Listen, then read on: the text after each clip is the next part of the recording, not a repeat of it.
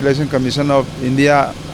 and Election Commission of Manipur the best available facilities at the moment. Soidana mai pakani Congress ki outer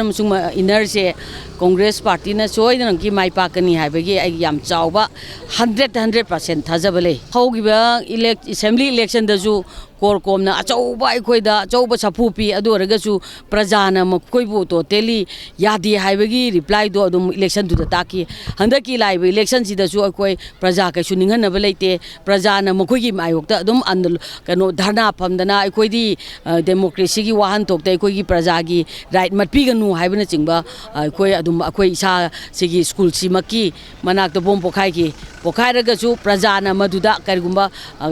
aki khang leitana loina amata oina loina 100% thada ganen kal lekoi